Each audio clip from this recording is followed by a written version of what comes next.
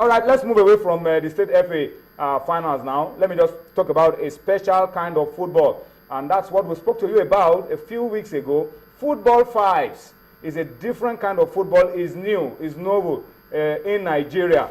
And let me just quickly talk to you about the qualifiers that held in Lagos last couple of days. The Royal FC of Lagos on Wednesday beat Amsterdam FC 6-1 to win the 2015 Nigerian qualifiers of the World Football Fives Championship slated for Dubai later this month. The victory of the Royals FC of Lagos ensures that they become the first team to win the first ever Nigerian qualifiers for Football Fives and also clinch a ticket to represent Nigeria at the World Championship in Dubai this April. All right, so congratulations to the Royals FC for winning. They'll be representing Nigeria at the World Football Fives Championship in Dubai. And we'll talk more about it because it was a very good event. And congratulations to the organizers, Samsudeen and Tijani Yusuf. We'll try to get him on the show maybe next week so that they can come to talk to us about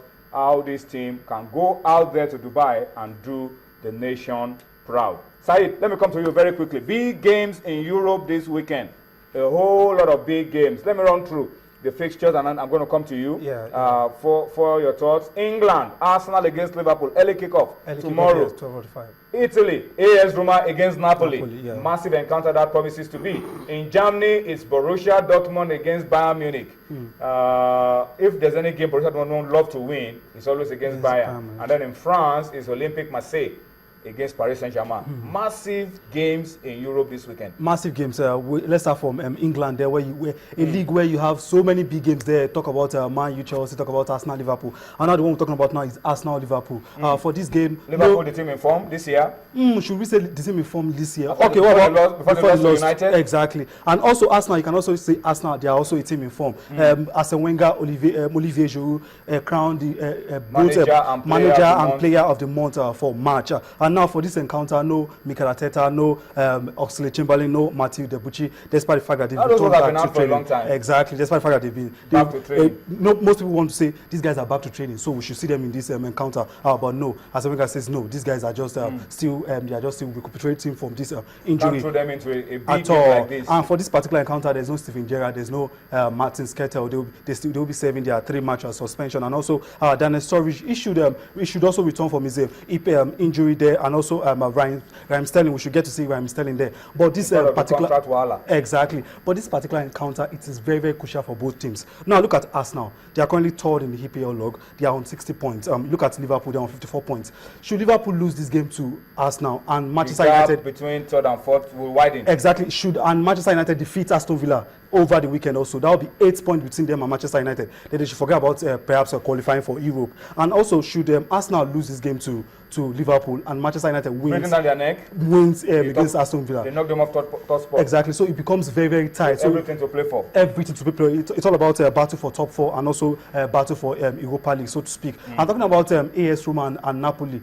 I think it's more or less like a fight to finish for Juventus now. As it stands now, I think I stand to be corrected. They should be crowned 2014-2015 champion of the Serie A at this point of the season. Too early. But when you look at the fact that Juventus, each time they draw points, you expect AS Roma to capitalize on that, but they would always fail to capitalize on that. They would also get a draw. So looking at Napoli also, Benitez is not really being able to get this team to winning ways and other. They've also been winning, even also at the Europa League. So it's going to be a tight one but I think I'll give that to AS Roma. Then talking about Dortmund, Bayern. Borussia Dortmund, Bayern Munich. Sometimes in November we said this Borussia Dortmund team might be relegating. But they've turned things around now. Exactly. Jurgen Klopp told us just keep calm. This team, I'll get them back to winning ways. As it stands now, they are currently 10th or 11th on the log. As it stands now, should they defeat Bayern Munich, that'll keep pressure on Bayern Munich. Should the Wolfsburg win, because Wolfsburg is just like 8 points behind Bayern Munich, and Bayern Munich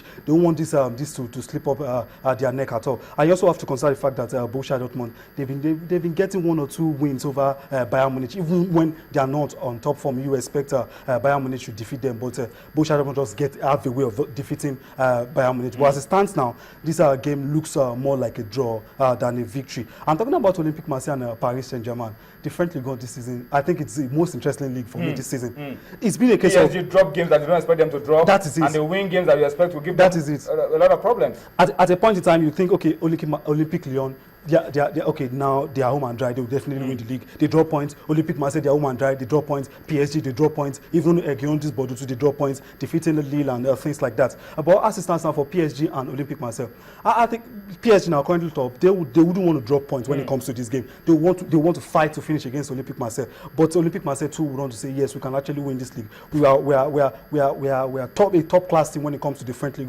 They want to just let this title slip their way. So this match is also a title deciding match, just like how we have Manchester United and Liverpool as this top 4 deciding match in the EPL. Yeah. All right, that's Saheed for us. Saheed has given us a quick preview of those 4 games in less than 3 minutes. Amazing. Well done, Saheed. All right, let's go quickly to read a few of your comments on Twitter before we go on our next break to bring in Tunde Ogunshiku and our special guest. Endurance Obemudia says, I thank God for Johnny Mercy's granted my darling team Warri Wolves to Addis Ababa. I'm wishing them victory on Sunday. That's what it says. And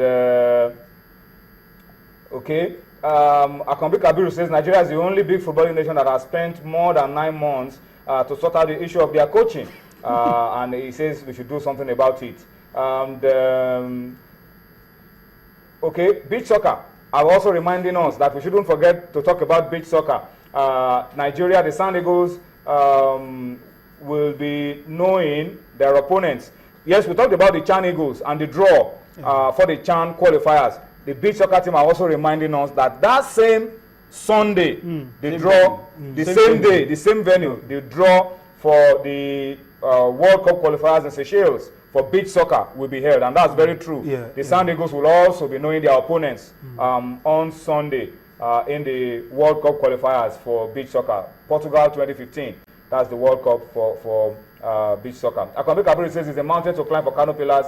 They need like another Daman miracle to edge the North African teams, and the North African teams are always well organized. That's what it says. Oyedi Joluwasin says Enyimba are walking a tightrope on the continent. They might scale through. He says Warri Wolves have a better chance of scaling through. I have belief that Enyimba can't get the result. Warri Wolves can't get the result.